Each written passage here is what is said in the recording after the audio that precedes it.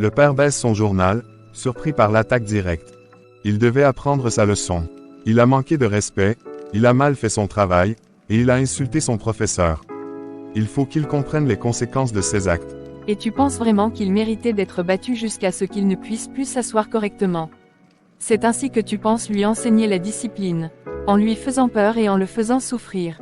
Ce n'était pas mon intention de le blesser aussi gravement, mais il doit comprendre l'importance de l'éducation et du respect. Il est notre fils, pas un soldat que tu peux discipliner à coups de bâton. S'il fait des erreurs, c'est notre devoir de le guider, pas de le briser. Je ne veux plus jamais voir ça se reproduire. Je comprends ta colère. Peut-être que j'ai été trop sévère. Mais il doit aussi comprendre que le respect et le travail sont essentiels. Je suis d'accord avec toi sur ce point. Mais il y a d'autres moyens de le faire comprendre. Nous devons être unis dans la manière dont nous l'éduquons, sans recourir à la violence. Tu as raison. Je parlerai à Kader. Nous trouverons un moyen de le corriger sans lui faire de mal. Que j'ai raison ou pas, je ne veux plus que personne touche à mon fils. Et toi, arrête de dorloter ton fils. Il est également mon fils, et je ne fais que la corriger pour son bien-être. Maman, je suis rentrée. Ah, ma chérie, tu es là. Comment s'est passée ta journée à l'école? C'était bien, maman, mais aujourd'hui, il y a eu quelque chose d'un peu triste. Oh, qu'est-ce qui s'est passé, ma fille? Il y avait un élève dans ma classe, un garçon, qui est arrivé très en retard ce matin. Et notre professeur n'était pas du tout content. Qu'est-ce que le professeur a fait? Eh bien, il lui a demandé pourquoi il était en retard, mais le garçon n'a pas su donner de bonnes excuses. Alors le professeur l'a puni sévèrement. Il lui a demandé de rester debout tout au long de la leçon, et il lui a donné des devoirs supplémentaires pour ce soir. Tout le monde dans la classe était un peu choqué. C'est vrai que la ponctualité est importante, mais parfois, il peut y avoir des raisons pour lesquelles on est en retard. Peut-être que ce garçon avait un problème ce matin. Tu sais, il est toujours bon de se montrer compréhensif. Oui, c'est ce que je me suis dit aussi, maman. Je me suis senti mal pour lui. Mais je n'ai rien dit, j'avais peur que le professeur se fâche encore plus. Tu as bien fait de rester prudente, ma chérie. Mais c'est bien aussi d'avoir de la compassion pour les autres. Parfois, une petite parole gentille ou un sourire peut beaucoup aider quelqu'un qui a passé une mauvaise journée. Oui, maman, je vais essayer de faire ça la prochaine fois. Tu es une bonne fille, Yasmina. Je suis sûre que tu sauras toujours faire ce qu'il faut. Le lendemain matin, après avoir accompagné ses deux enfants à l'école, Idriss, le père de Kader et Yasmina, se rendit à son travail. La journée se déroulait normalement jusqu'en fin d'après-midi, lorsqu'il reçut un appel inattendu sur son téléphone. Bonjour, monsieur Idriss. C'est le professeur de votre fils Kader. Je voulais vous appeler pour m'assurer que tout allait bien avec lui aujourd'hui. Oui, bonjour, professeur. Que se passe-t-il? Kader ne va pas bien. Eh bien, c'est justement la raison de mon appel. Kader n'a pas été en classe aujourd'hui. Il n'est pas venu du tout ce matin, et je voulais vérifier s'il y avait un problème particulier. Quoi? Mais je l'ai déposé ce matin même à l'école avec sa sœur Yasmina. C'est bien ce que Yasmina a mentionné, mais Kader n'a jamais rejoint la classe.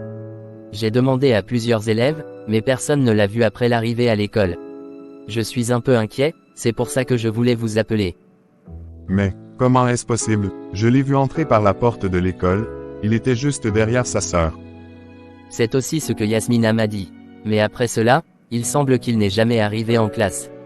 Peut-être est-il parti quelque part d'autre. Non, ce n'est pas possible. Kader n'a aucune raison de ne pas être en classe. Quelque chose a dû se passer. Je comprends votre inquiétude, monsieur Idriss. C'est pour cela que je vous ai appelé rapidement.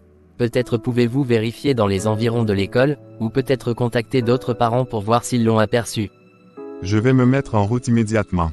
Je vais chercher Kader. Merci, professeur, de m'avoir informé si rapidement. J'espère vraiment que tout ira bien et que vous le retrouverez rapidement. N'hésitez pas à me tenir au courant si vous avez des nouvelles. Merci, je vous tiendrai informé. Pourquoi fait-il ça? Qu'est-ce qui ne va pas chez lui? Est-ce que j'ai fait quelque chose de mal en tant que père? Je l'ai déposé à l'école, je l'ai vu entrer avec Yasmina. Comment a-t-il pu disparaître ainsi? Est-ce qu'il essaie de me défier, de me tester? Le doute commença à s'insinuer en lui. Il se rappela les récentes disputes avec Aminata, la mère de Kader, qui le défendait souvent, même quand il était en tort.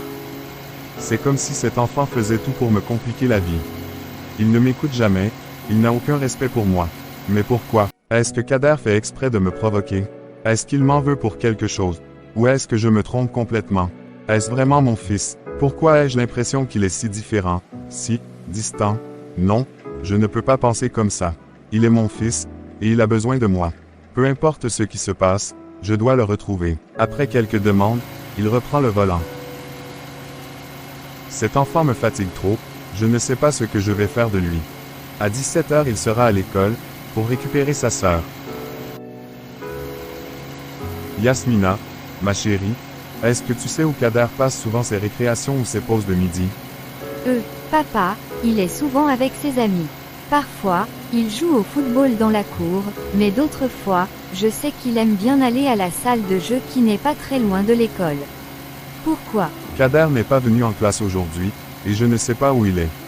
Je vais aller voir à cette salle de jeu. Oh, je ne savais pas, papa. J'espère qu'il va bien.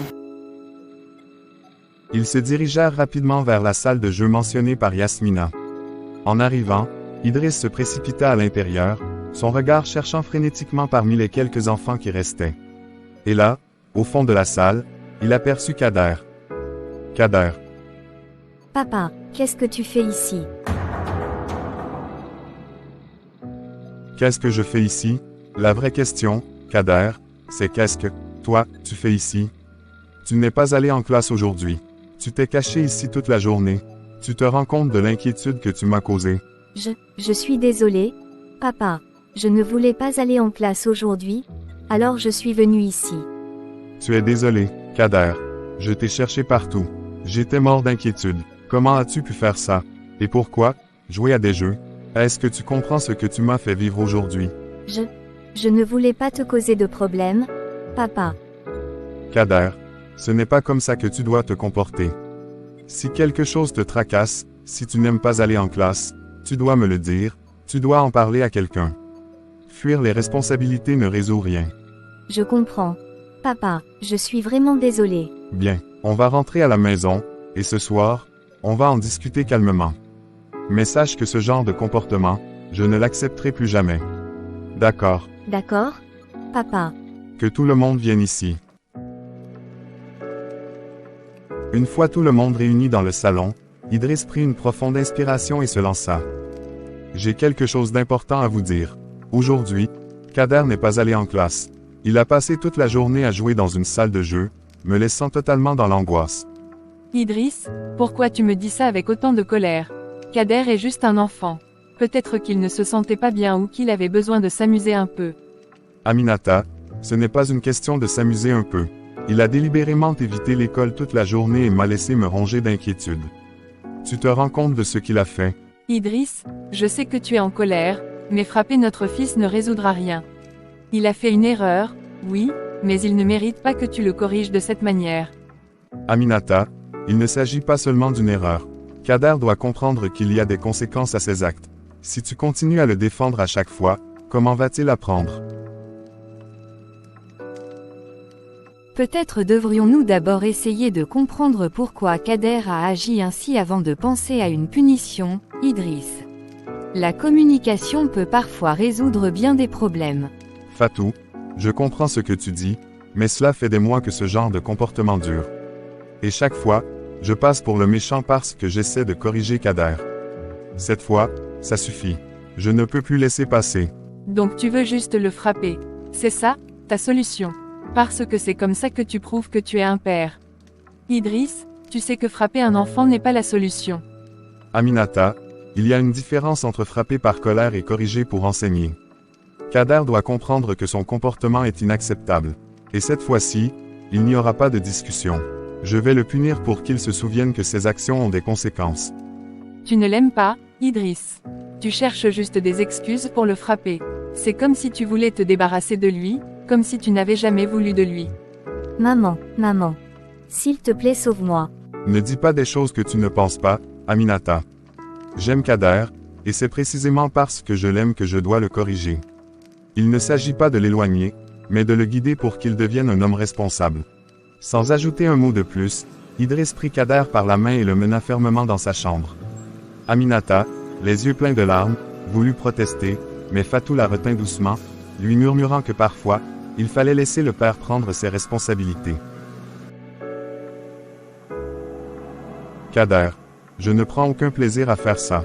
Mais tu dois apprendre qu'il y a des règles et que chaque action a des conséquences.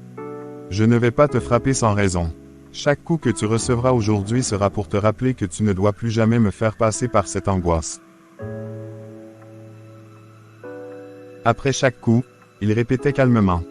Ce n'est pas par haine, Kader. C'est pour que tu comprennes. Lorsque ce fut terminé, il murmura à son oreille, la voix brisée par l'émotion.